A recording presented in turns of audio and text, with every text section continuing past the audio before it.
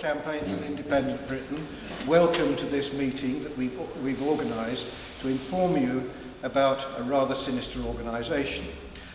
I was thinking of chairing this meeting, but we have a guest from one of our sister organisations, the Freedom Association, Roger Helmer, who is the chairman of that association, as well as being an MEP for the East Midlands region.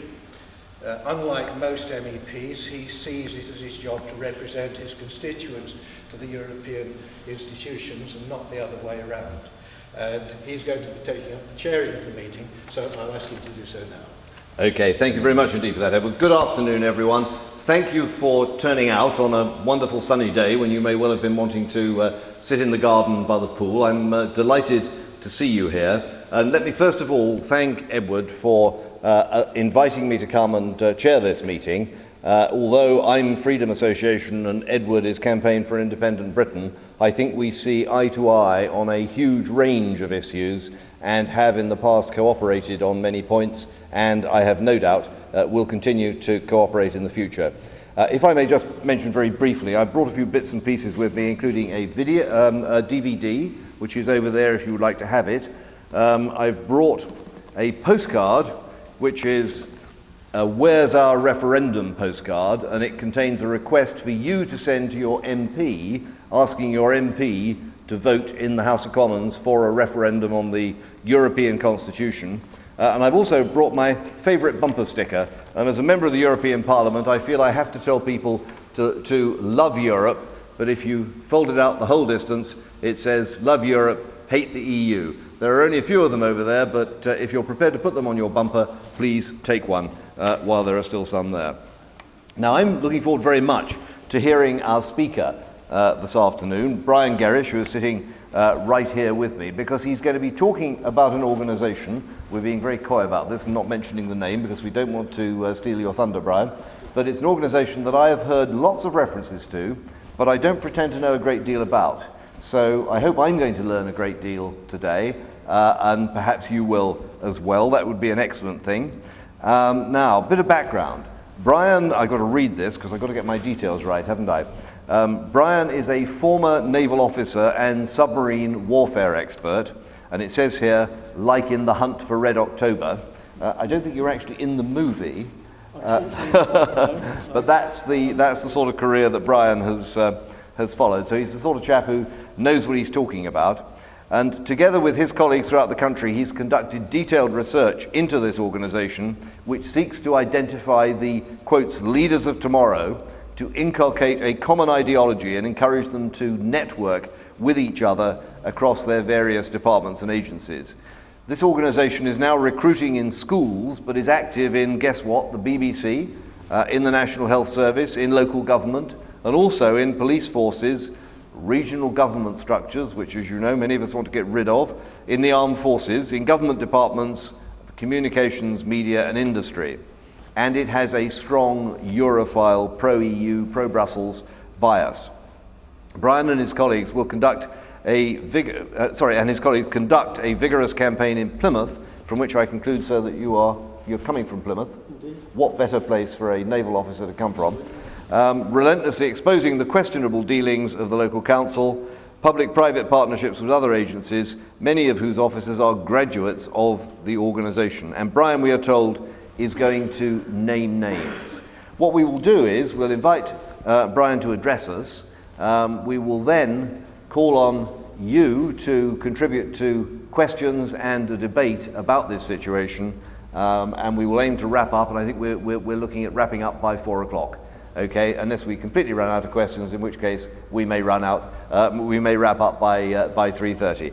Good. So with that, I will pass the floor, as we say. The floor doesn't actually move, but it's the term that's normally used in the Parliament. I will pass the floor and also the microphone to Brian. Thank you. Thank you very much, Roger. Right, I shall stand up because that always makes me feel better. Thank you all very much for coming. I'm going to give you a talk on an organisation. I've got a presentation which is getting bigger, and that's a bit of a problem in some ways because there's more and more information which I'd like to get across, but you can only do so much at a time. So I've presented it in a particular way. But what I'm going to talk about is what is happening in this country and why some of the things are happening. And I think you're going to be surprised at some of the things that I show you. And when we've gone through it, I hope you're going to ask me a lot of questions. I want you to challenge me and see what my answers are. Okay, so the more questions I get, the happier I will be. And once we've done that, we can probably start to have a look at what we do about the situation, because I believe that if we take some different actions to the ones that we've been taking over the last few years, we will get a different result. This is the problem, the European Union. Europe is fine, the people in Europe are fine, but the political organisation is very bad. In fact, it's evil. And I use that word deliberately. Now, we hope the technology is going to work, but it's been playing around a little bit for me. We're going to do a little bit of a talk on the hunt for Red October. I don't know how many of you have read the book or seen the film, but it was about a big submarine. And it was in the good old days when we knew who the baddies were. At that stage, the baddies were the Russians and the good guys were NATO. And that made life fairly easy, but I think that now times have changed. The subject's a serious one, because while we're able to visit the pub and have a beer, which I did before we started, there are young men and women dying overseas. This was a photograph taken in Iraq, but we know that the same thing's happening in Afghanistan. So whilst we can be very comfortable in this country, there are young service people giving their lives overseas for their queen and country. And whilst they are dying overseas, I believe that others are doing some very despicable things within this country. And I'm going to take the lid off that a little bit. This is a key part. Have you noticed that nothing seems to work in the country at the moment? It doesn't matter where you go, things are not right in schools, in the NHS, in the police, judiciary. I hear more and more people saying something along the lines of, I don't know what's going on, but something is because something weird's happening. And that's generally as far as they get. And then there are probably people like yourselves who are better informed. But a lot of people are saying that the country doesn't work. There are other funny things happening. I'm going to flick through this sequence very quickly, but I became interested as to why the press was suddenly very interested with Hitler. This is the Daily Mail. But after not seeing much of this gentleman for a large number of years, he's popping up in newspapers with monotonous regularity. There are some other things going on. This dates from 2005, but by the end of 2005, there'd been more attacks on Jewish property and persons in UK than ever before, and perhaps that's a bit of a worrying trend. We've got some interesting people involved with Nazi or fascist policies and people, and this is a picture ringed which appeared again, I think, in the Mail, but showing Prince Philip attending funerals of relatives.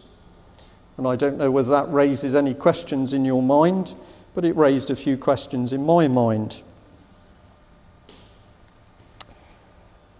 This is the Daily Mail again, a big article about 7,000 SS men who were allowed to stay in England.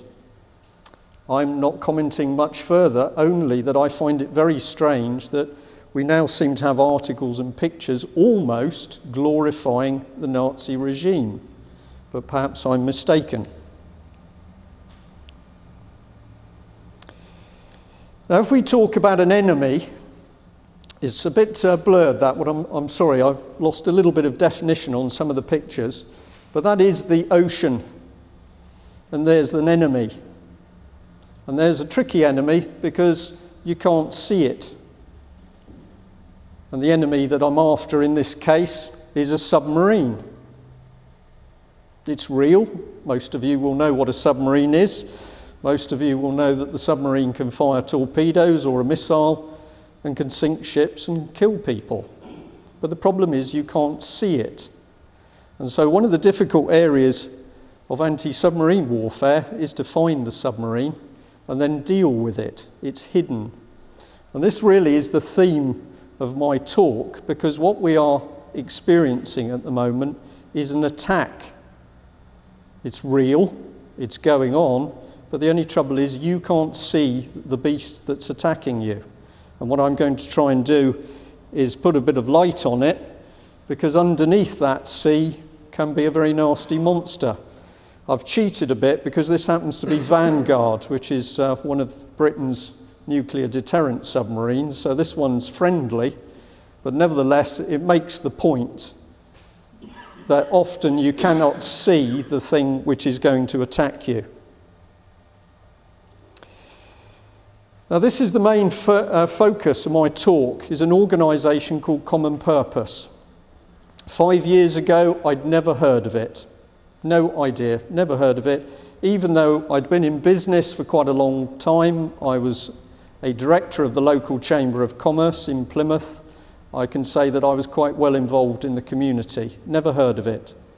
And then suddenly we discover this organisation. We start to ask some questions, in particular about public money and what it's doing. And very quickly my life is turned upside down, because together with a small number of other people, I am threatened. Death threats, late night phone calls, knocks on the door, used hypodermic needles, bricks go through colleagues' windows. A whole series of very nasty things happened within about a month of us starting to ask some penetrating questions about this organisation. I ask you, how many of you have heard about this? You may have heard about it in relation to this presentation. How many of you have heard about it before? Okay. Can I ask where you heard about it? From David Noakes, who I work with very closely, so perhaps you heard about it from me ultimately. But this is the key point. Here is an organisation. It is like a cancer through our society, but you don't know about it. You, the taxpayer who pays for it, generally doesn't know about it. Now, the interesting thing about this charity, and I'll explain, a lot of the view graphs I've got are documents. You will not be able to read them all at the back, but I have a problem. I can't show you each document in great detail, but what I can do is talk about them, and if you challenge me and say, is that document real? I can show you the whole document. But this is one of the strange things about Commonpurose as a charity. It encourages meetings under the Chatham House rule, which says that when you have a group of people meeting together, you can use the information, but you're not allowed to say where you got the information or indeed who gave it. Now that is a very interesting rule when you compare it with probity, the need for organisations to be open and accountable. There seems to be a bit of a conflict, but this is the rule of Commonpurose. I'm not going to bother to try and read through this, but if you'll believe me, this is about diversity. Commonpurose says it's about developing future leaders of society, and it also pushes very, very hard that we should become a very diverse nation. Commonpurose says that in every boardroom of every organisation, on every commission and panel, we should have an equal number of other ethnic origins or people. Now, maybe that isn't such a bad thing in some ways. In fact, I don't think it is. But in the way that Commonpurose uses it, there are some things to worry about. Quite a lot of words from a charity which believes that diversity is a strength both in organisations and in society. We believe this is because it is in the mixing of ideas, culture, worldviews and experiences that society progresses. If you think about what they're saying the way our country used to be was no good, because there's a much better way of doing it, and we need to mix and change. Just an idea. Now, we'd never heard of Common Purpose in Plymouth, and then we started to dig, and we were absolutely stunned because we found it everywhere. So what I've done is listed all the key areas of society in Plymouth where we found CP, Common Purpose. And that was everywhere. The hospitals, the schools, the local council, within the military, particularly in the local naval base, the police were involved, the judiciary were involved, accountants and school children. And this was very odd because you think you're quite well informed, you've never heard of an organisation, particularly this wonderful leadership charity, and then you find that lots of people are involved, including people from the church and including members of parliament, a few. Now, one of the things that we began to learn about Common Purpose, and I can say at this point that they had, if we go back 4 years, a website that had a coded area to it, so the normal person couldn't get in. But a gentleman took a visit into that website, and he found documents where Common Purpose was talking about how to control a city. And what it said was that if we can control the key people in a city, we can control the city. And this little pyramid of power shows you Plymouth and shows you which key people are involved with Common Purpose. So at the time I drew this out, the Labour leader of the council, a Mr. Tudor Evans, was Common Purpose.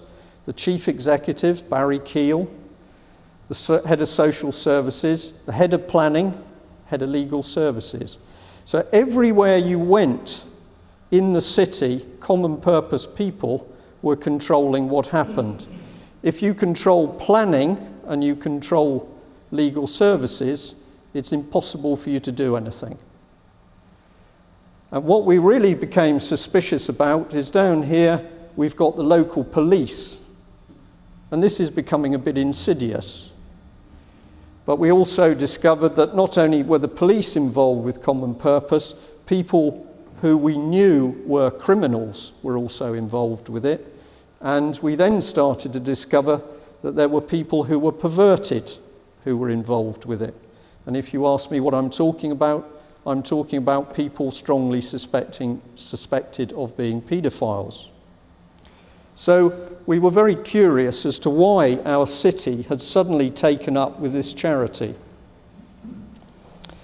Now, the way Common Purpose works is it has set itself up, in its own words, to fill the space between the democratic elected government and the body of society. So I've tried to get it in a diagrammatic form, but across the country, Common Purpose has regional directors, and then in each city they set up an advisory board, like a little cell. And that cell propagates new Common Purpose people right the way across society and right the way down through society until they are getting into schools and giving school children special courses. I believe that in many cases parents are totally unaware of this. Now, these are snapshot paragraphs taken from Common Purpose documents which were cited on the web by a gentleman well qualified to comment. He did not download them because at the time he didn't want to leave a footprint. However, the first document was about controlling your host city.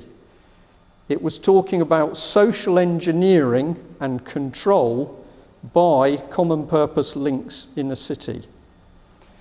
It was talking about selecting children, 12 to 14 years, and grooming them to become future leaders of society. And it also said very clearly that the aim was to get Common Purpose future leaders controlling society. They wouldn't be elected democratically, but these people would be put into position. And I believe these people mean what they say. Ordinary people are to be coerced into a new way of thinking. We are to be engineered into a correct society, and Common Purpose is going to work right the way across society. It doesn't matter whether you work for the government or you work in a private company, Common Purpose has got some plans for you. All bodies of responsibility and influence should be involved with Common Purpose.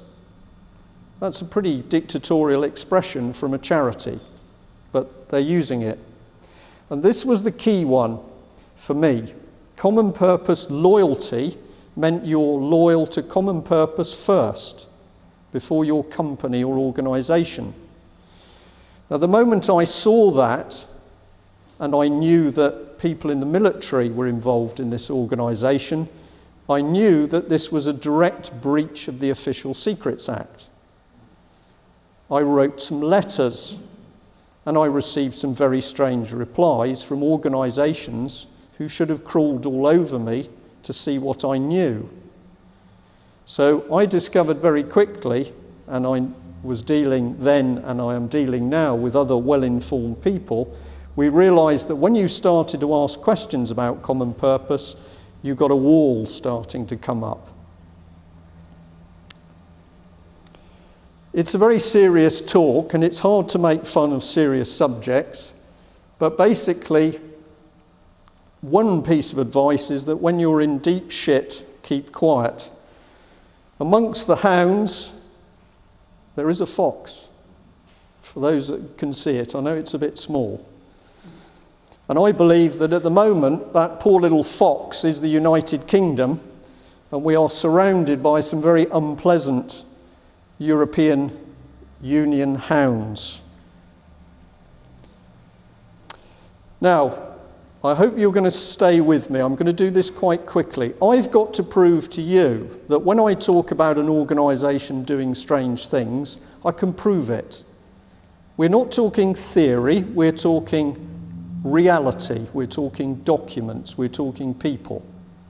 Is it a conspiracy? Yes. A conspiracy is a real thing. It's a crime. And I'm going to show you a conspiracy happening, but I'm going to strip away the theory because we're going to deal with documents. Now, this is part of an internal memo from a company set up by Plymouth City Council called the Single Regeneration Budget Company. It has had £51 million worth of money. There are no detailed audited accounts. I can prove that. However, in the minutes, the people spending 51 million say that each project should have a Common Purpose graduate allocated to that project. Now just think of the implications, because we already know that Common Purpose graduates are invited to work under the Chatham House rule, so they do things behind closed doors. Now we're putting them together with public money.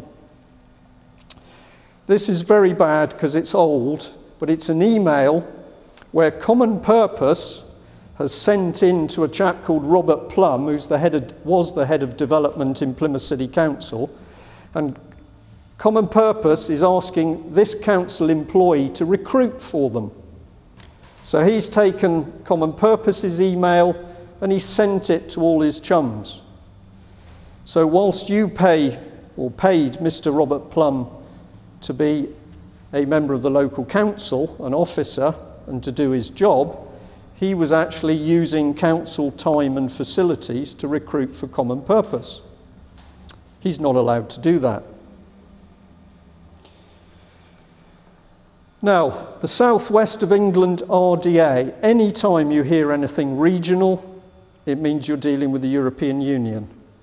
And this is a letter following a Freedom of Information request where the South West RDA said they'd spent £30,000 worth of money on Common Purpose. That's taxpayers' money. You've paid for that. This is the Government Office of the South West, and they've spent £60,000. The old Office of the Deputy Prime Minister, when I initially contacted them, denied all knowledge of Common Purpose. They didn't know what it was. But when we pushed them, they eventually told us that they'd spent £80,000 in the last couple of years alone. So we're getting some quite big sums of money starting to appear in relation to a charity. Now, I'm interested in the police, because if you lose control of police forces, you start to lose control of law and order. So we sent a little letter to Devon and Cornwall Police, and we asked them how much they'd spent on Common Purpose and how many officers were involved with it. And they sent back a letter. I'll just read you this paragraph. It says, "This is to inform you that I cannot identify any specific records or documents held by Devon and Cornwall Constabulary. The police were telling me that they didn't really have any knowledge of Common Purpose. So I phoned them up and said, basically they had a problem. And the lady said to me, "What's that?" And I said, "Well, your accounts are either poor or fraudulent, because I know you've spent money." So I gave her some help. I sent her a letter in which I told her the names of 4 Devon and Cornwall police who were involved with Common Purpose. And the first one is a lady called Maria Wallace. I spelt her name wrongly, unfortunately. It's W-A-L-L-I-S, but she's the chief constable. So I told the police that the chief constable was involved to give them some help. And what a surprise. When I did that, they told me they'd spent £57,000. But remember that originally they said they didn't know anything about it. Now, they promised me some more information. I didn't get it. And they sent me a letter where down the bottom they said, "We're currently seeking the views of Common Purpose as to whether we should give you the information." So we've got a charity working behind closed doors, but when something happens, the police contact the charity to ask whether the tax-paying public can have the information. We'll play a bit. Here's Cressida Dick. Does anybody know the significance of this lady? Yeah, the London tube bomb shootings, de Menzies, she is the lady that authorised the murder of, effectively, the murder of de Menzies. She is senior Common Purpose. Did she have a meeting behind closed doors? Now, your local paper. I've heard for a long time that when we write articles about the European Union and how bad it is, they don't get printed. It happens in the West Country, Western Morning News, Evening Herald, it happens with the Telegraph, it happens with all the papers. And that's very interesting as to why. So we wrote to the editor of the Western Morning News and we said, "We've been informed that as a graduate, Common Purpose graduate member, you've held closed-door meetings with the City Council." So we sent the letter, and we got a letter back from Mr. Qualtrough, where he said, "You're misinformed. I'm not a graduate member of Common Purpose, nor do I intend to be one. Furthermore, no meetings took place." Well, we know the meetings took place because we've got a witness who says they took place, but he says he hasn't been involved with Common Purpose. Well, this is a little bit strange because this is Common Purpose's own list of 2002 participants, and down here we have Alan Qualtrough, editor of the Evening Herald. Now, my question to you is, was Mr. Qualtrough misguided? Did he forget? Was he confused? Or was he lying? Something's wrong. You did allow him a get out, though, didn't you? You said, "Are you a graduate then?" Yeah. He said no. Yeah. If you do the course, you're a graduate. That's the definition. Yeah. But why would he need a let-out clause? Would that... Try and get out to answering the question, and you... So we've... You're not pinning down as Yeah. specific link with Common. Yeah, he doesn't want to be pinned down. There's something odd, isn't there? Now then, this is something else about people. This is a letter which has come from a chap called Richard Bailey, who's the head of the Government Office South West down in Plymouth. And he says, with relation to the Common Purpose Advisory Group, the core group in Plymouth and other cities, says, I should begin by explaining that I occupy this post as an individual citizen rather than in my role as a civil servant at the government office. That's what he says. Well, of course, he's written it on headed paper anyway, but he says, yes, I'm involved with Common Purpose, but I do it as an individual citizen. But this little piece of paper says that the 19th of May 2005, when Common Purpose had a Power Map programme day in the council, Richard Bailey was a keynote speaker from 10 in the morning to 11:15.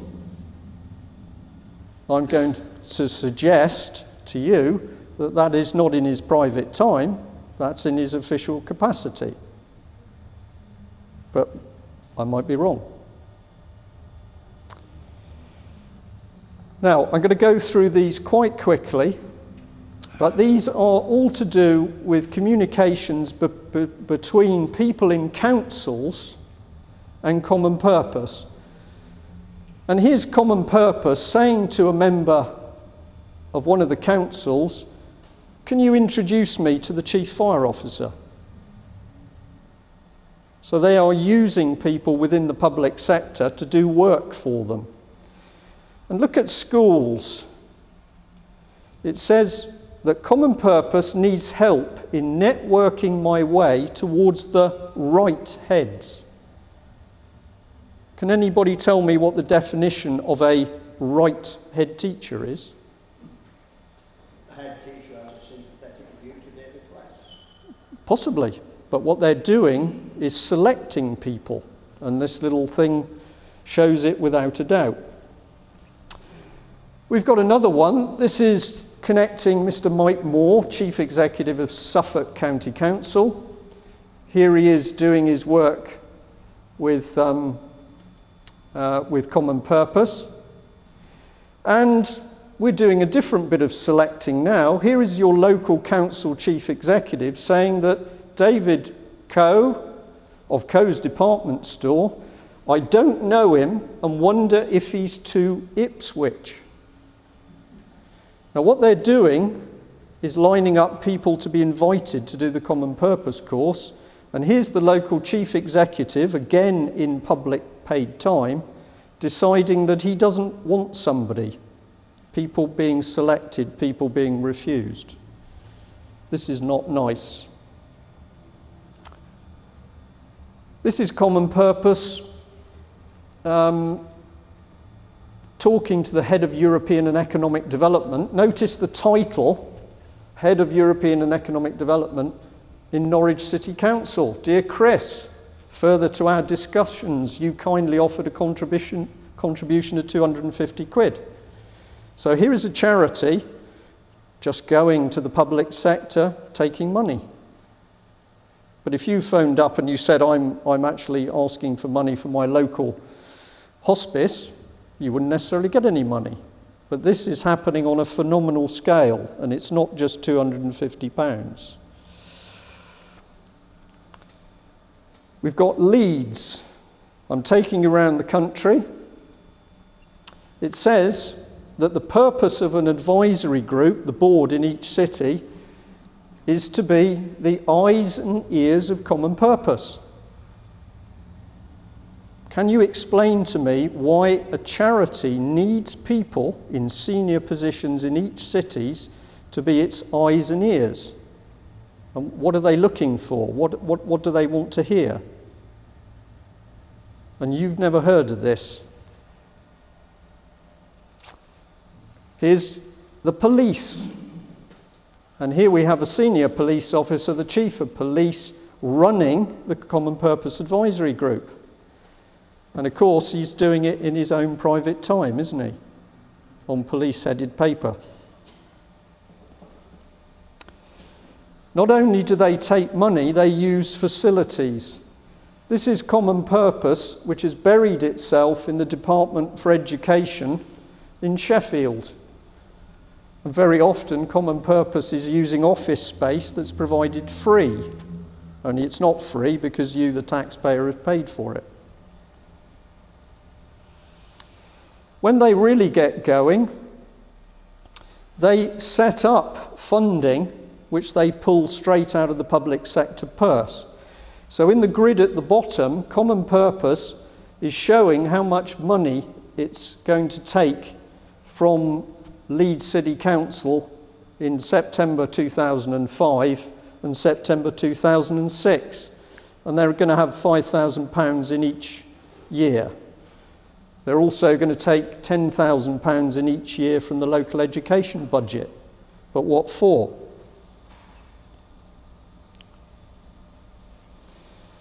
Here's a piece of paper where Common Purpose is telling a gentleman from Leeds government, I don't know whether it's the chief executive, I've forgotten, but I believe so, is telling him what to do. Don't worry, it's just a question of signing the letter.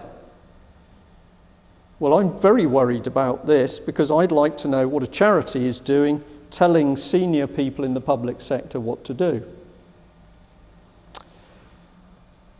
This is Preston, and we've got a letter where Common Purpose is congratulating the chief executive. Almost 1/3 of the group joined as a result of your efforts. Well done, chief executive. You are recruiting and bringing new people into Common Purpose. Do you get a warm feeling? There's some quite big people connected with Common Purpose. It started supposedly in 1985. A lady called Julia Middleton, the chief executive, suddenly had £500,000 to start this wonderful charity. But very quickly, Camelot got involved. And this is a bit of text showing that they were sponsoring Common Purpose to create the Citizens Connection through the Millennium Experience National Programme. Do you remember the Millennium Dome? Well, there was a bit more to the dome than met the eye because the dome programme cost 800 million. 300 million was spent on the structure and 200 million was spent on the fitting out, 500 million. We don't know what happened to the other 300 million. In fact, there was a big fraud case started and then all of a sudden that fraud case dissipated. Lord Faulkner, the single shareholder of the Millennium Experience Company, assisted, I believe, by Mr. Heseltine. So 300 million disappeared. And I am going to suggest that that 300 million was used to fund a lot of the things that Common Purpose is doing. This is an agenda for a training day. And it's talking about Derby, Leicester and Nottingham. And these are the types of people involved. We've got a brigadier, we've got a community centre managing director, and Lieutenant Colonel Richard Dixon Warren. Well, I'd like to know what he's doing having meetings with Common Purpose, because as far as I'm concerned, he's breaching the Official Secrets Act. When you see funny things happening in some of the public sectors and you dig, you very often find it's Common Purpose. So this was Strathclyde firemen. Do you remember they didn't want to go and hand out leaflets at a gay march? They refused to do it. And the net result was the fire chief chastised them and they were all told to go and attend diversity training. By coincidence, this man just happens to be a senior Common Purpose man. If you try and say, we don't like what you're doing, Common Purpose, you would normally go somewhere to try and complain, wouldn't you? But the only problem is, when you do go somewhere, you find that that body is topped up with Common Purpose people anyway. And here is the Commission on Good Governance in Public Services, and here's the member of the Commission. They're all, of course, unbiased. But we have Lucy de Groot and Sir Bob Kerslake, Chief Executive of Sheffield City Council, County Council, I beg your pardon, who just happen to be senior, very senior Common Purpose people. So just imagine going to this team to complain about Common Purpose. What's going to happen? Not a lot. Now, we have been digging very hard, and we've got a big team now across the country who've been asking a lot of questions for a lot of time. And one of the Freedom of Information requests produced a fantastic letter. This is a letter from a lady called Caroline Duckworth, who's the operating officer for Commonpurose. And she sent this letter to all of the key Commonpurose people in each city. And what she says is that in recent weeks, some members of the public are challenging whether taxpayers' money is being wisely used by Commonpurose. That's what she says. And she goes on, following consultation with expert lawyers, public relation advisors and local government leaders, we are recommending that when our programme coordinators receive calls like this, they should refer them to the programme director without conversing. This charity is so worried about what it's doing that when you say, where's the money coming from, where's the money going, they're dealing with expert lawyers, but they are also dealing with local government leaders. Well, who gave them the authority to work with the local government leaders in the first place? Did you? Did anybody vote for them? Did anybody give this charity political power? No. We're moving up a bit. We've had school children at the bottom. We're starting to look at who's at the top of Commonpurose. Here's Julia Middleton, the chief executive, married to a very senior media man. She previously was part of Demos. Does anybody know what Demos is? It's a Marxist think tank, basically. Marxist, you could call it Trotskyist if you want. Communist, doesn't matter. That's what she did. She's now chief executive of a leadership charity. This man, very, very important, because Jeff Mulgan is the man who set up Demos. And Demos and Commonpurose are very closely connected. And it says here that Mr. Mulgan was part of a secret committee in 1995, led by Mandelson, which examined policy changes, and they worked intimately with Tony Blair. Now, I've already shown you that Commonpurose was connected very closely with the Office of the Deputy Prime Minister, and here we've got it connected with a Mr. Mulgan who's directly connected with Tony Blair. And if anybody thinks Gordon Brown is any better, I'm going to disappoint you.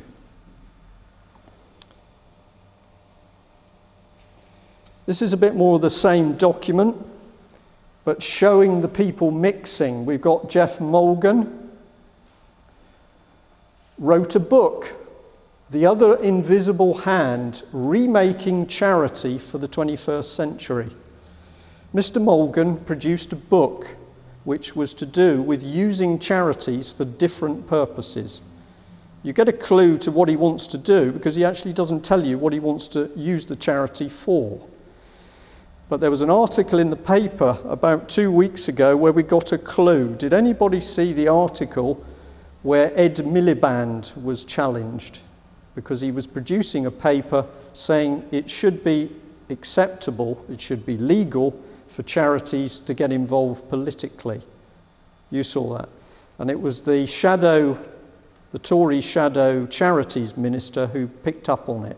And he said this is sinister. Now, what I'm going to suggest Ed Miliband, his father actually was a communist, but what Mr. Ed Miliband was doing was trying to cover up the fact they know the lid is coming off Commonpurose. A few more, just so that you know. Sir Jeremy Beecham, Janista McIntosh. And let's look at it as a diagram. What we got down here is what I call the EU control structure. Now, I know the Office of the Deputy Prime Minister is gone, but all they've done is moved it into the Communities Department. It's gone in name, it hasn't gone in function. And the DTI, Department of Trade and Industry, but that really stands for deception, trickery and intrigue, because the DTI is rotten. We've got the government office of the regions, we've got the regional assemblies, we've got the regional development agencies, private sector and the general public, and at the bottom we've got the school children. And what Common Purpose is doing is injecting its people into each layer of that society, the selected leaders of the new society. And where does Common Purpose get its direction from? A little cluster of very nasty think tanks, of which Demos we've talked about, but we've got the Council of Foreign Relations, the Tavistock Institute, the Royal Institute of International Affairs, and the Work Foundation, and some others. But what is the basis of these people? They want to change our society. You can say they are slightly fascist, or you can say they're slightly socialist, communist. It's a sort of mix. But all of these horrible ideas are being sucked up into Common Purpose, and then like a cancer, they go into this new layer of EU government.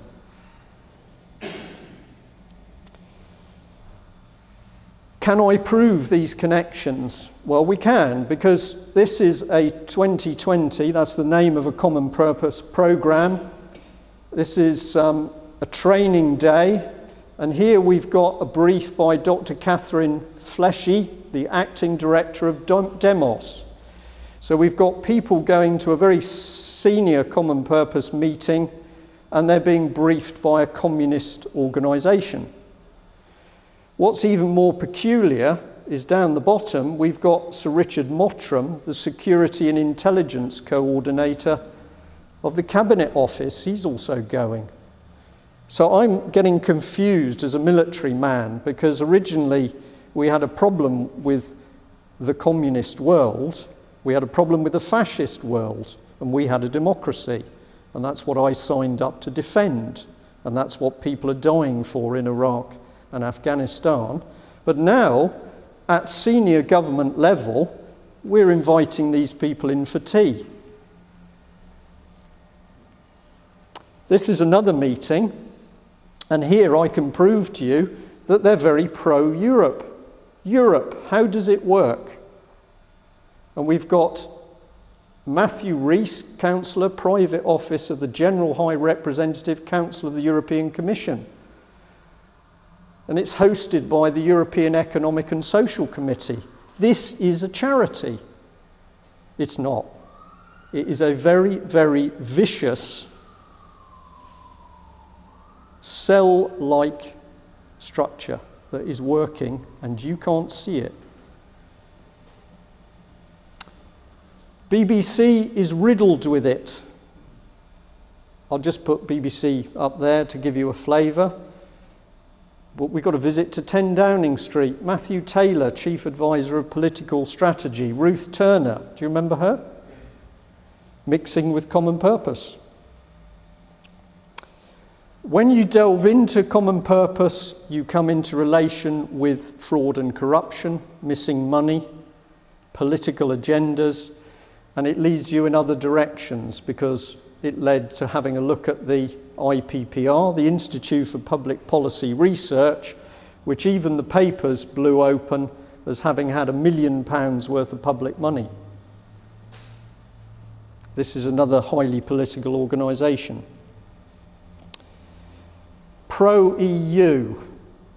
This is part of the Common Purpose programme trying to suck children into the EU, saying you can live in Paris, travel to Portugal, it's all wonderful. But they don't tell the truth, they just give a pro-European view. They're not allowed by law to be political. These are some quotes by Common Purpose people. Now I'm going to take your mind a step further. Common Purpose is not just about doing a course about leadership. Common Purpose is about doing a course which changes the way you think. If I said to you, I'm going to a Moonies meeting tomorrow, I wonder if any of you would like to come with me, I would guess that most of you would refuse, because you know that the Moonies are a cult, and you know that cults can take people and change them. Some young people are changed so much they don't want to see their families, they give up all their wealth. It's real, can be done. This is a very insidious organisation because it's using cult-type techniques for a political purpose.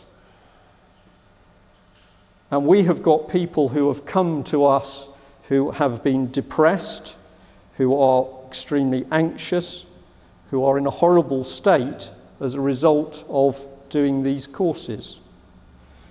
This lady, the chief executive of Lloyd's, gives you a hint. Commonpurose is no easy ride. It challenges every personal and professional prejudice you have. Well, most people, I don't believe, start off with prejudice. They start off with views. But according to Commonpurose,